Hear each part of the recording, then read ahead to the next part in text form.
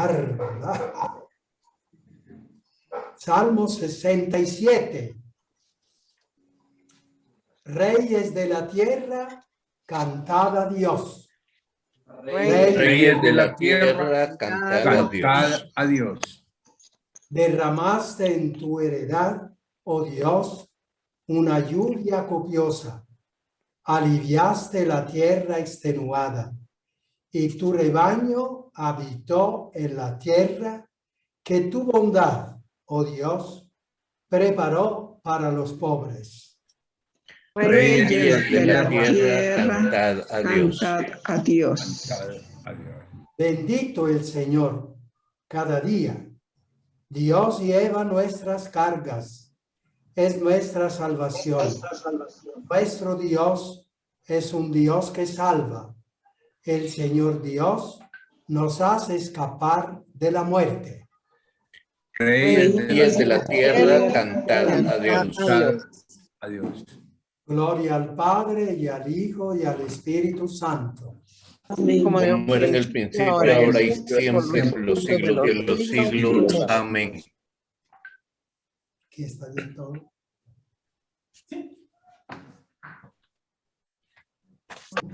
Estamos en vísperas de terminar esta clase. Les voy a comunicar una alegría que tuve aquí el domingo pasado.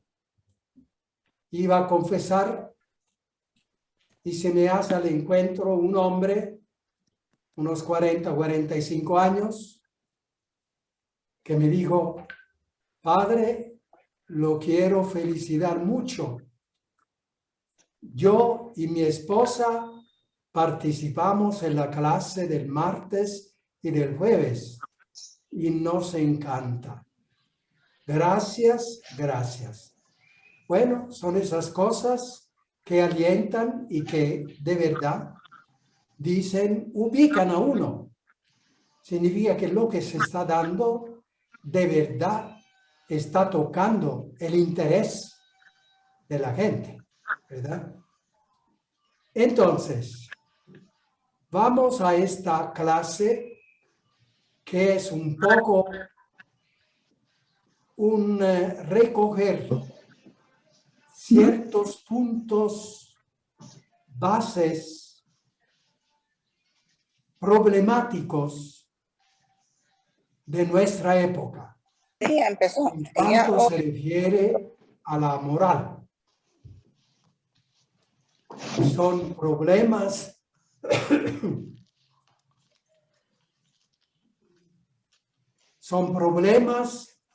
que para los cuales ha sido escrita la encíclica Veritatis Splendor.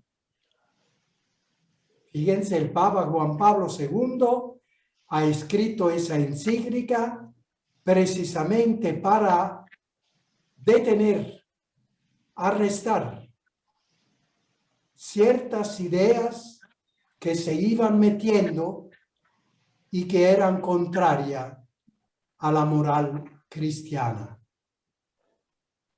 Vamos a ver algunos de estos puntos. En la pantalla, el primer número dice separación entre fe y moral. Se tiende en nuestra época, en nuestro mundo, a separar. Estamos hablando también en el mundo católico. Por lo tanto, también ciertos teólogos que dicen un poco estas cosas hablan como si hubiese separación entre fe y moral, entre lo que se cree y lo que se actúa. Como quien dice, bueno, lo importante es que estemos unidos en lo que creemos. Luego, si no hacemos, si no actuamos de consecuencia, no importa mucho. Este es un error muy grave. Precisamente la encíclica lo golpea directamente. El seguimiento de Jesús. El cristiano sabe que su caminar incluye la fe y la moral. Su convicción, su manera de sentir, de creer y su manera de actuar. Debe de haber convergencia entre lo que creo y lo que hago. Sepamos tener claro el concepto, porque luego, cuando hablamos con los demás, debemos de hacer entender con términos precisos, y sobre todo los jóvenes, que los jóvenes sepan que se da esta tendencia y es una tendencia muy equivocada. Es importante que lo sepan. Que luego hagan caso o no hagan caso, eso será problema de ellos a lo largo de la vida. Pero nosotros tenemos el deber de decirles la verdad.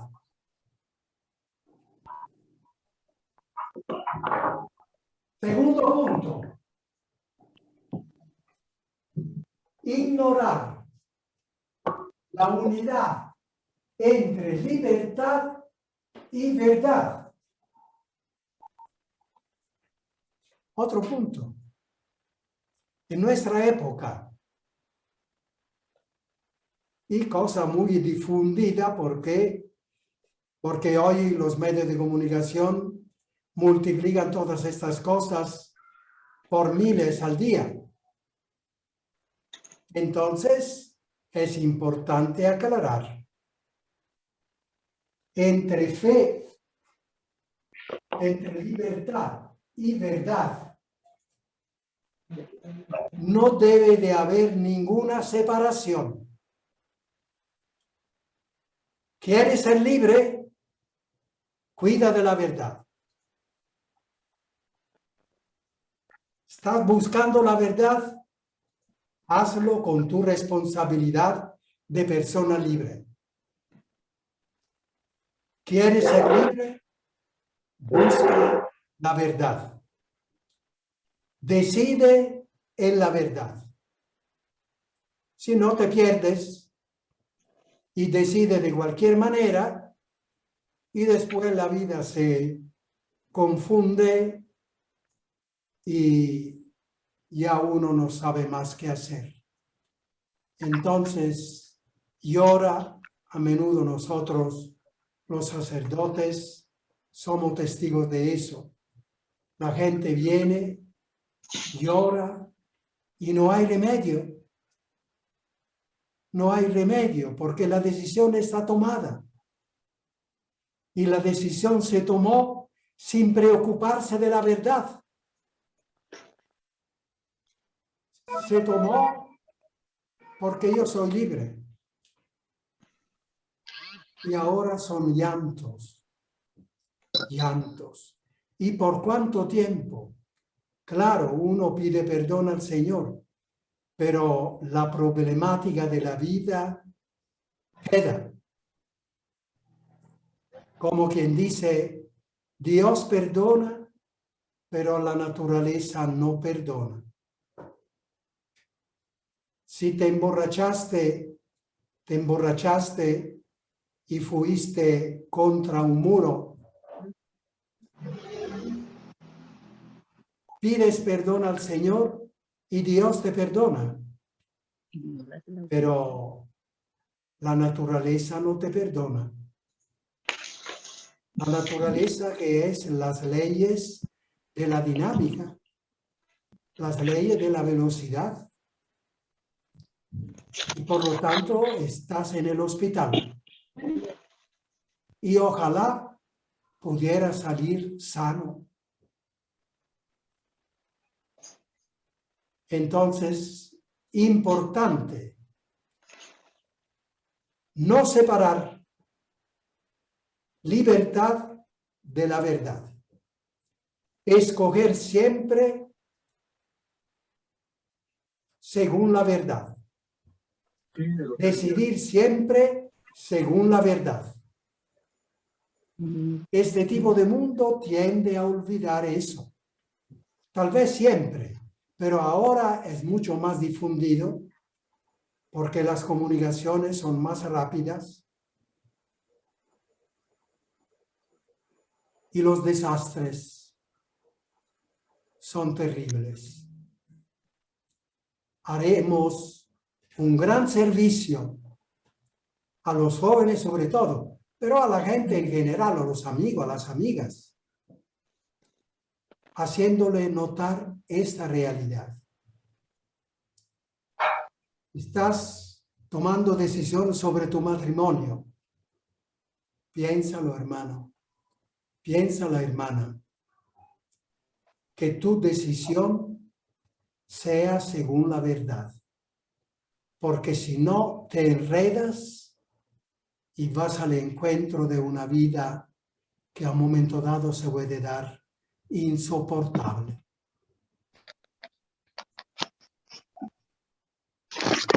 Libertad en la verdad.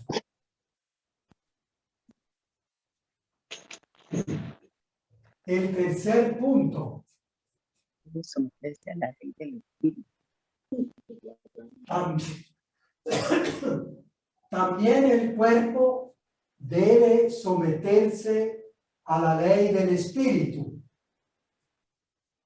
También es una idea, como quien dice, lo importante es que yo crea que yo estoy de acuerdo con el Señor en todo lo que Él enseña. Luego, si el cuerpo va por su cuenta, no importa. Otro error de cierta gravedad, porque el ser humano es solo uno, alma y cuerpo. Entonces el cuerpo tiene que seguir la ley del espíritu. No puede quedarse a un lado. Creer en que está haciendo bien la otra con la gran panza otra vez. Número 4. La moral es la persona de Cristo.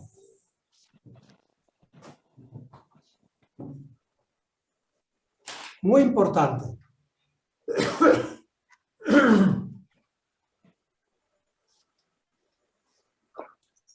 Eso para decir que la moral no es un libro donde hay que ir a ver todo lo que dice para luego ponerlo en la práctica punto por punto. La moral cristiana es una persona. Es la persona de Cristo. Esto yo he descubierto que es muy, muy importante al momento de las interpretaciones. Porque cualquiera dice, bueno, Cristo dijo eso hace 2000 años. Hoy estamos en otro mundo. Por lo tanto, la interpretación de lo que dijo Cristo, ¿quién sabe cómo es? Bueno, nosotros siempre podemos decir, es la iglesia que dirá cómo es la verdadera interpretación. Pero la idea de que la moral es la persona de Cristo, eso quita muchos problemas de interpretación, porque la persona de Cristo la conocemos. La persona de Cristo ha vivido en este mundo, en situaciones mundanas, en situaciones como las nuestras. Ha tratado con varios grupos de personas de cierta manera. Y ahí no hay duda. Cuando él trataba con los fariseos, que como ellos interpretaban la ley de Dios era a la loca. Era Jesús que hablaba y explicaba. Y entonces las interpretaciones son muy raras de cambiar. Porque allí tenemos la persona. Ahí están los evangelios que dicen concretamente cómo actuó Jesús, cómo habló Jesús en esa situación, cómo habló Jesús en lo que se refiere al matrimonio. Ahí está en el evangelio. Entonces, esa es la moral. Esa es la regla de conducta del cristiano. La moral es una persona, no es un libro que hay que interpretar. Luego habrá cosas que también habrá que interpretar, pero las interpretaciones son mucho más fáciles de ubicar.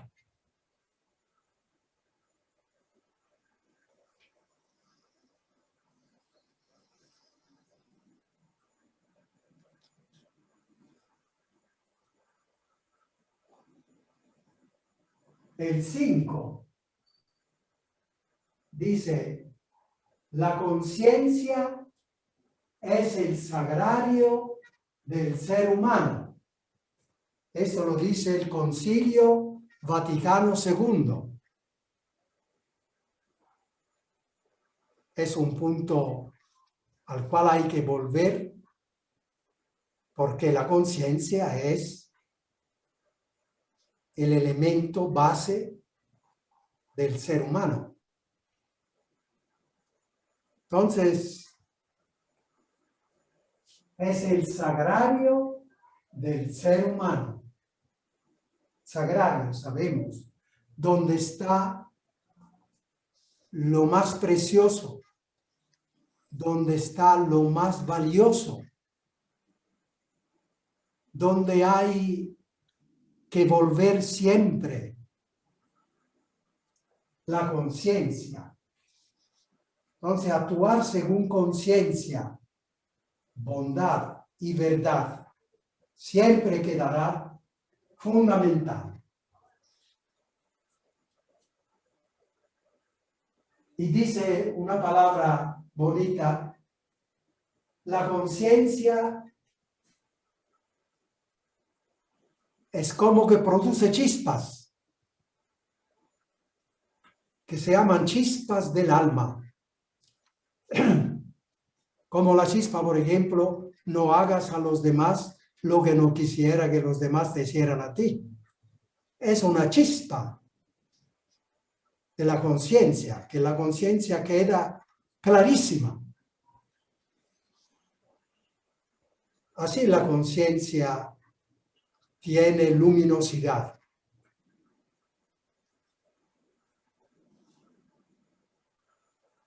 Y el número 6. La libertad de la conciencia siempre está amarrada a la verdad. Por si a alguien se le ha olvidado, recuerden, la libertad de la conciencia siempre está amarrada a la verdad. Ah, yo soy libre. Yo tengo la conciencia libre. Hay que tener la conciencia libre. El ser humano vale si es libre. ¿Sí? Pero libre y amarrado a la verdad. Eso no hay que olvidarlo nunca. Si no, uno decide a cómo de lugar y después el desastre de una vida, de un camino que no era el acertado, pero ya no hay vuelta atrás. Claro que uno pide perdón al Señor, pero Dios perdona. Pero la naturaleza del error que hiciste, de las decisiones que tomaste, ¿Ella se está sacando ya? quedan. Ahí quedan. Ay, sí, Y quién sabe cuánto durarán. Durarán para uno y durarán para las generaciones.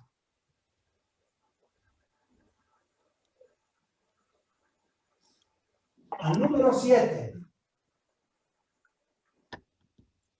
Nunca se puede hacer un mal para conseguir un bien. Este es un principio moral muy práctico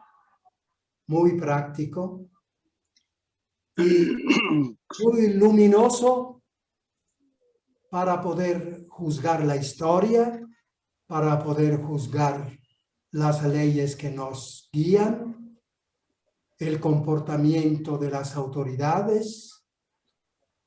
Eso. Nunca hay que hacer algo malo para conseguir el bien, aunque sea salvar Guatemala entera. Pero si agarramos una persona y la torturamos para que dijera cosas, pero luego las cosas que dice salvan a Guatemala, no se puede. No puedes torturar a nadie. No puedes hacer ningún daño, ningún mal para conseguir un bien. El bien hay que conseguirlo en sí mismo. Y el mal hay que evitarlo en sí mismo.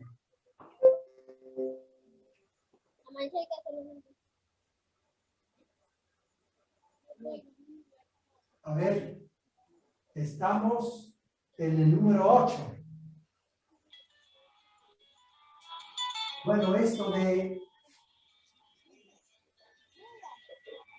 ¿Conocen ustedes el famoso Maquiavelo? Sí. Es una Sí. nota de cultura, ¿verdad? Maquiavelo decía que el fin justifica los medios. Pero yo digo que él decía de otra manera, un fin bueno justifica cualquier medio. Y eso no es correcto. Un fin bueno tiene que ser justificado por medios buenos. No se pueden alcanzar fines buenos con medios malos. Es ahí donde Maquiavelo se equivocó completamente. Claro, esa es una idea que da mucha vuelta entre gente que manda y que no tiene ningún escrúpulo de cómo mandar, qué mandar, cuándo mandar. Lo importante es que yo sepa decir que yo quiero el bien. Luego, a cómo lo alcanzo, quién sabe. No. La vida del ser humano es ordenada. Y aquí yo me he atrevido ya desde hace varios años a corregir un lenguaje que está metido incluso dentro de la Iglesia Católica. Es un lenguaje que hace entender que Dios saca de un mal un bien.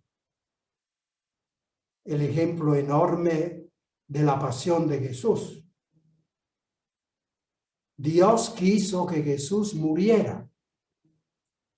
Dios quiso que lo mataran para salvar a la humanidad. Esto está muy equivocado.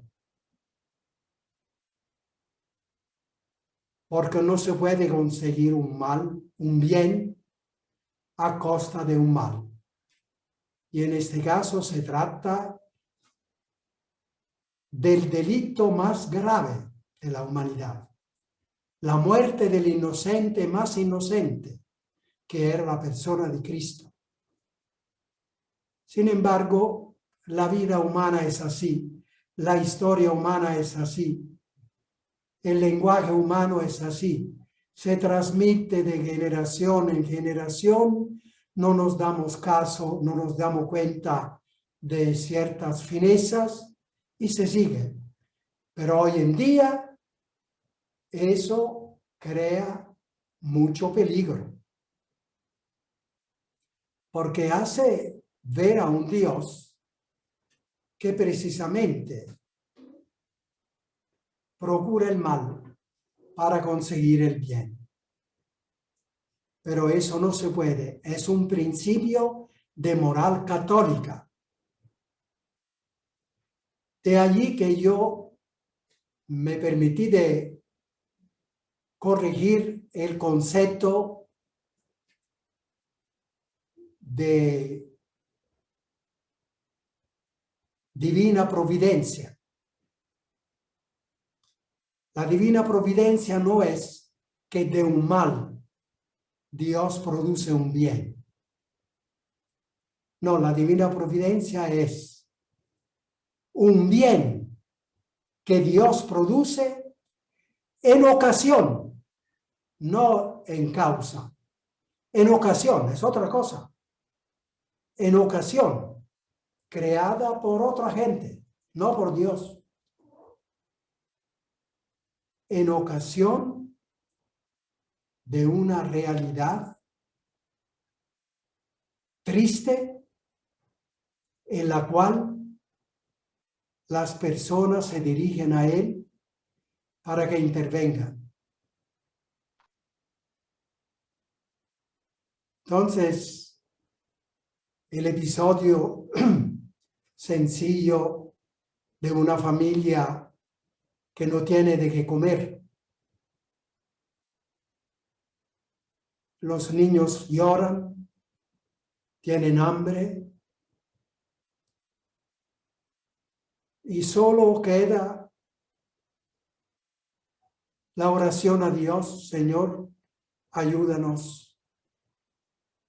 Y en ese momento golpean la puerta y un joven entra con la bandeja de comida abundante.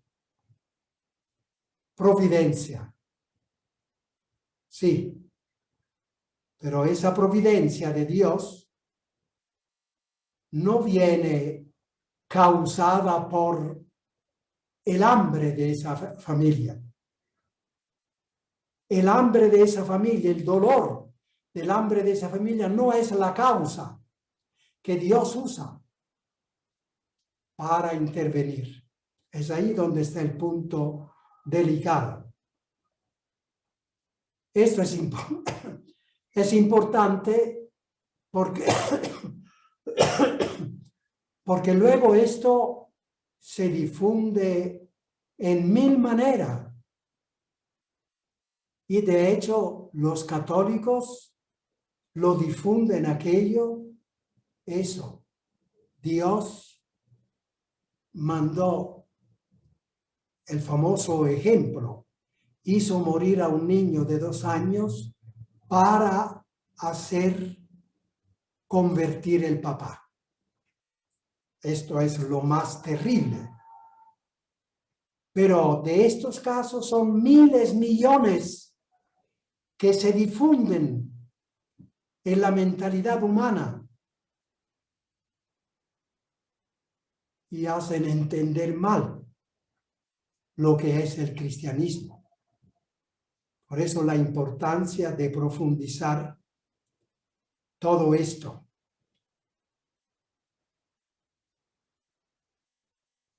¿Hemos terminado? No. Está el número 8.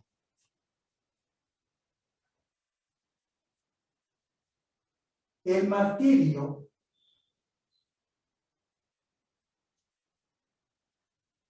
es la exaltación inviolable de la ley de Dios.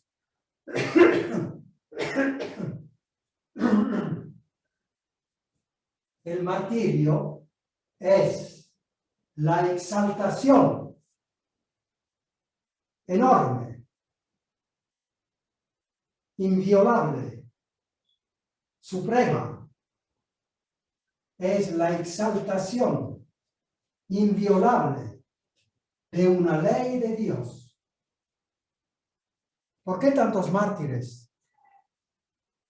¿Por qué los 10 mártires del Quiché? Su martirio ha testimoniado que la ley de Dios está por encima de todo.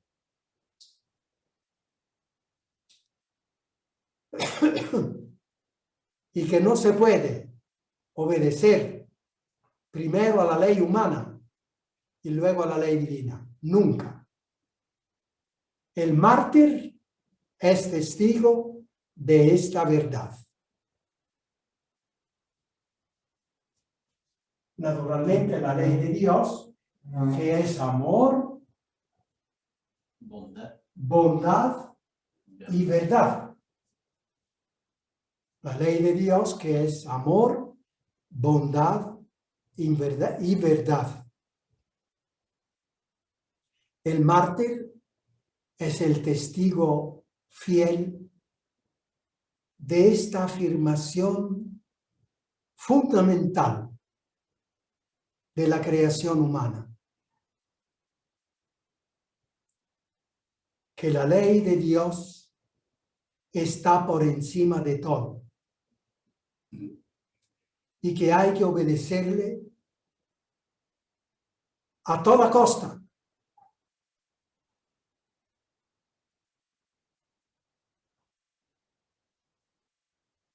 El 9 de mayo en Italia ha sido beatificado un juez, se llamaba Livatino, del sur de Italia. Livatino, el cual naturalmente, siendo juez, aún muy joven, lo llamaban el juez jovencito, pero teniendo presente la realidad de Dios, la honestidad, la verdad, la bondad, el servicio al pueblo italiano, contrarrestando la mafia que produce tanto daño, iba adelante con fortaleza, juzgando y condenando la mafia. Claro que lo amenazan, pero él dice, claro que ustedes me pueden matar. Sin embargo, así están las cosas y así voy adelante. Y lo mataron. Es el ejemplo,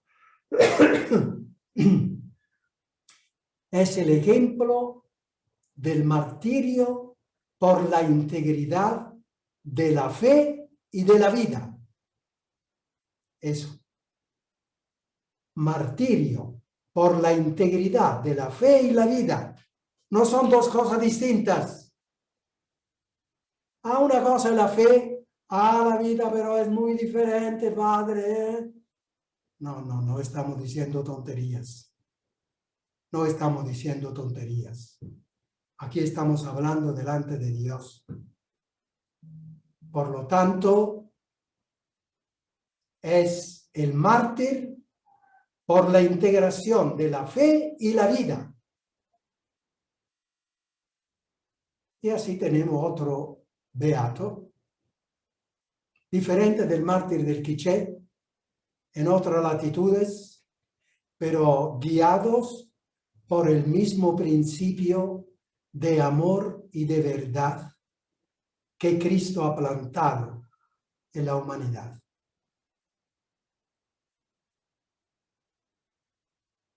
En Italia hay 2 sacerdotes más que son beatos, víctimas de la mafia. Ellos han sido matados porque hablaban desde el altar, denunciaban con claridad los delitos de la mafia y fueron matados, han sido beatificados.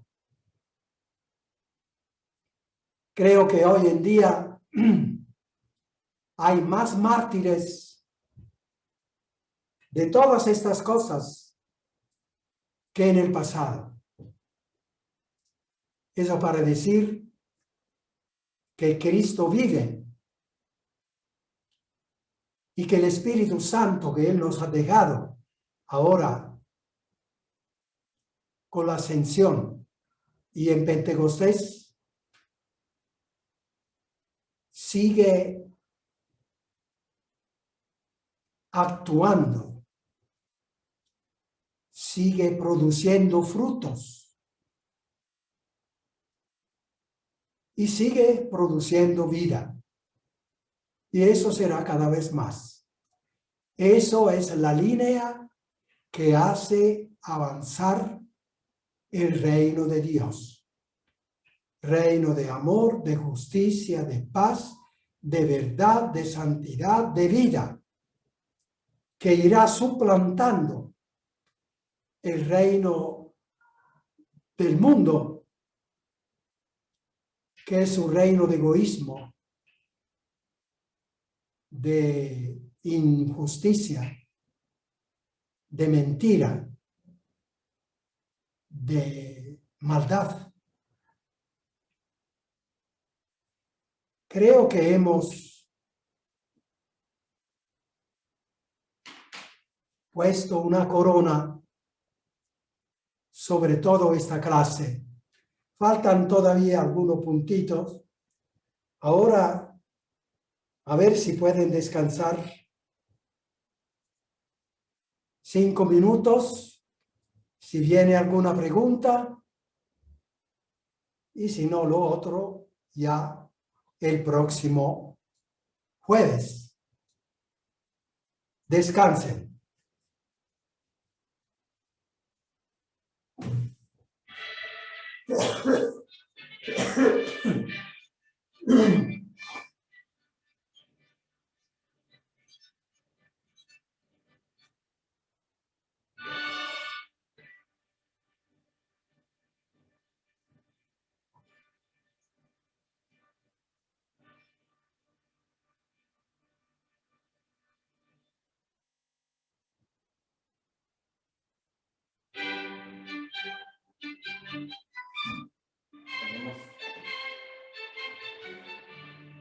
Eso no, el próximo. A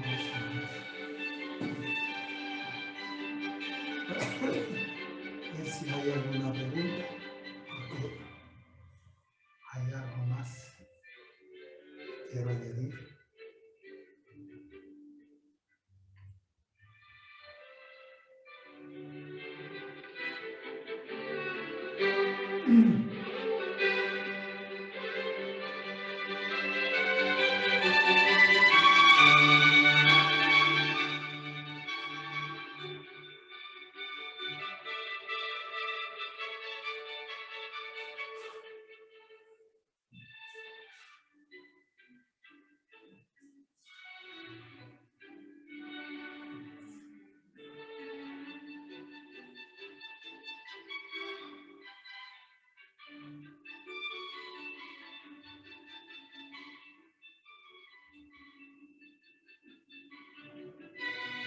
Sería útil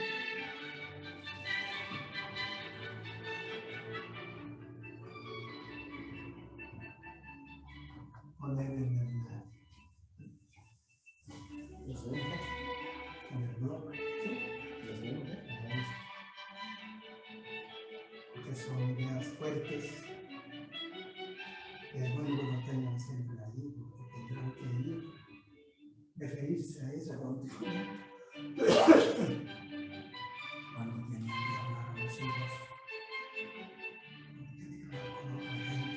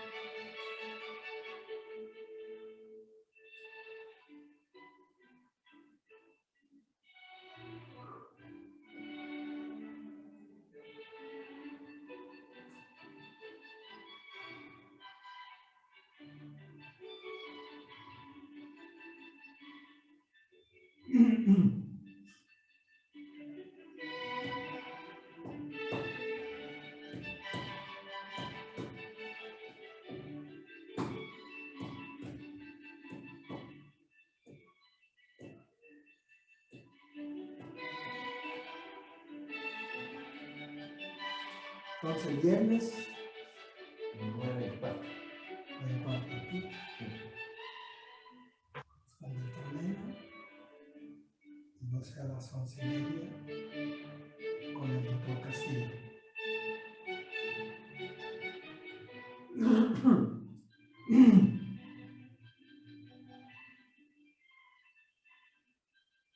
¿Qué tengo que hacer bien? Ese electrocardiograma que hicieron allá en las obras. ¿Qué hicieron? Sí.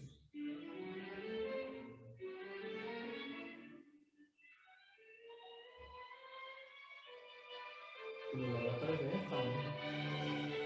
¿Ahí hicieron solo electro o laboratorios? A todo. Y el laboratorio es muy bueno en cuanto que es igual a los demás. Laboratorio que hizo allá en el de San Francisco, de Fiscal, o sea, hace ver que sí, cierta.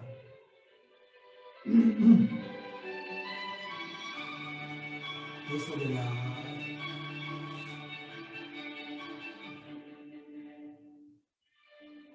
electro no conozco, no entiendo los términos. Entonces vamos.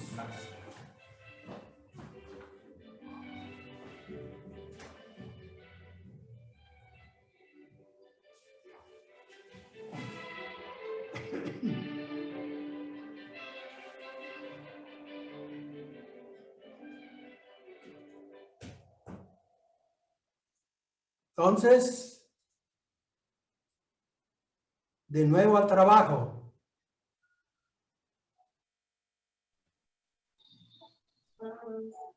Estamos listos. ¿Están listos trabajando? Sí. Hay una pregunta. Hay una pregunta. A ver, ¿cuál es? Listos, por ahí, estamos listos. Hay una pregunta aquí. ¿Cuándo recibimos el bautizo del Espíritu Santo? El bautismo del Espíritu Santo lo recibimos cuando nos bautizamos. Luego hay varias situaciones en que un poco se concretiza esa recepción del Espíritu Santo, se concretiza y se siente un poco más, por decirlo así, pero de por sí es una vez con el bautismo y eso es todo. Luego, cada persona a lo largo de la vida recibirá al Espíritu Santo de una manera un poco más sensible cuando se harán hechos que dejan más espacio, más cabida, más apertura a la venida del Espíritu Santo. Eso, entonces no hay puntos precisos para decir es allí cuando se recibe el bautismo del Espíritu Santo. No. Eso, cada quien, según ciertas circunstancias, participa en un grupo, participa en un retiro, donde se da una particular importancia a esta presencia del Espíritu Santo, y entonces es posible que alguien tenga una manifestación especial, pero no hay puntos que se puedan decir. Jorge Villatoro levantó la mano. A ver. Fray Mauro, buenas noches. Buenas noches. En la pizarra usted ahí escribió la ley del espíritu y me quedé con duda porque es la primera vez que lo escucho. Ahorita en el descanso me puse a buscar aquí en internet, tengo enfrente la computadora y le voy a leer lo que encontré acerca de la ley del espíritu, pero quiero que por favor, tal vez con sus palabras, usted me pueda dar una luz en la interpretación. A ver. Lo que leí es acerca de Romanos 8, 1, 4. Y dice así: el capítulo 8 de Romanos presenta los beneficios de la ley del Espíritu de vida en Cristo. Este es el poder que se manifiesta en la vida del creyente mediante la presencia del Espíritu Santo. Esta ley es obra de Cristo que hace al pecador libre de la sentencia del pecado, del cuerpo de muerte, y lo establece en una novedad de vida en libertad, por lo que ya no hay condenación alguna para él, de acuerdo al verso 1 del capítulo 8. Logré entender en ese párrafo, Fray Mauro, de que toda vez el Espíritu Santo toca al hombre, queda libre de pecado. Sí. Cuando hay... La cosa está conectada con Cristo. Con Cristo.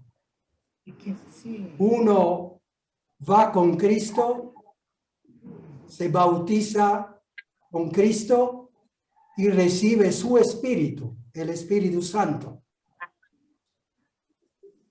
Y allí empieza la vida con Cristo. Entonces, el pecado será cada vez más lejano. Ajá. El amor será cada vez más denso. Y eso es todo el Espíritu de Jesús, que es el Espíritu Santo que ha invadido el ser humano y lo lleva adelante según su ley, la decimos así. O sea, según su visión de la realidad, su creación. Es llevar una vida. Entiendo Sí. de que entonces el ser humano, toda vez es tocado por el Espíritu Santo, va encontrando cada vez más el amor, la verdad, Exacto. la bondad, la misericordia y etcétera. Exacto.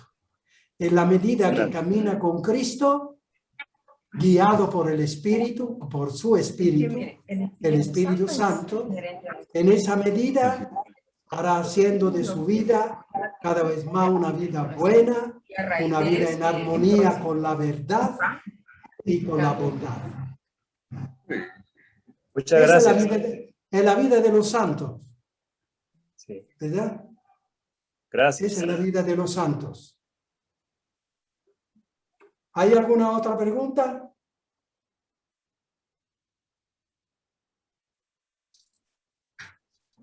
Buena, Fray. Diga. Bueno. Sí. Es un tema muy, muy profundo, Fray. Pero me parece a mí que este es un proceso, Fray. Claro. En la medida que nosotros vamos acercándonos más a Cristo, debemos evaluar cómo anda nuestra moralidad y así poder ir evaluando cuánto espíritu tengo en mi vida. Interesante cuando usted habla cómo vamos a separar la fe de lo moral, como quien dice, la teoría de la práctica no va, o la libertad, la verdad, no podemos separarla. La libertad tiene que ser coherente con la verdad y la fe tiene que ser coherente con lo moral. De lo contrario, no estamos demostrando que andamos con el Espíritu. Entonces me parece a mí que el Espíritu lo fortalece a uno para poder tener esa actitud coherente de estos conceptos que usted nos está dando. Eso que habla ahí, la moral es la persona de Cristo. Entonces quiere decir que nosotros imitamos a Cristo en la medida que nos acerquemos y que practiquemos la moral. Sí. Que nuestros actos sean conformes a las orientaciones de Jesús. Es correcto. Sí. A la verdad y al bien. Exacto. A la verdad y al bien. Gracias, Frank. Porque el bien más o menos todo lo queremos y casi todo lo queremos hacer. Pero donde fallamos es la cuestión de la verdad, que casi no queremos saber qué es y porque pensamos que nos estorba, que es demasiado difícil saber y que además no nos interesa. Esta es la realidad. Pero eso sí conlleva una confusión desastrosa. Sí, yo recuerdo cuando usted nos dio una de las clases anteriores que coincidimos en que la conciencia tiene que ser razonada y la libertad es una decisión de acuerdo a algo real, a una realidad. Entonces, lógico, eso fortalece más la moral. Claro. Bien. La próxima, el jueves, vamos a concluir todo esto. Posiblemente vamos a recorrer todos los 8 capítulos, diciendo lo más importante de cada capítulo, para resumir de alguna manera. Y ahora les doy la bendición. Prepárense.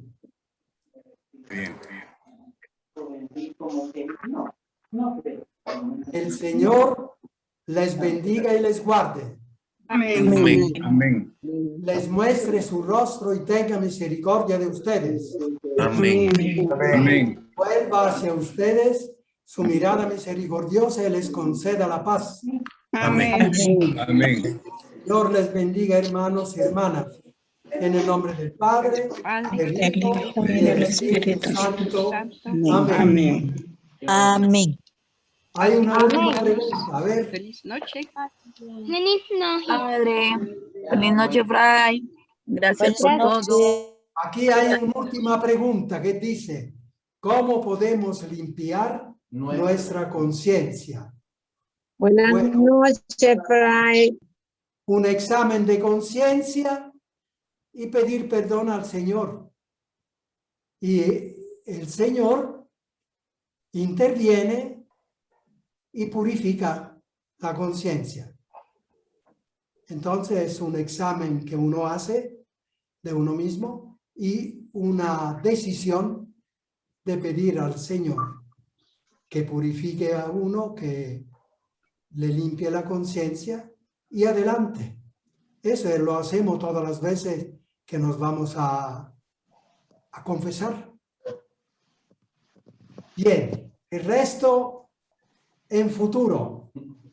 Chao, chao. Gracias, Fray. Buenas noches, Fray. Gracias por su sabiduría. Fray, que siga mejor.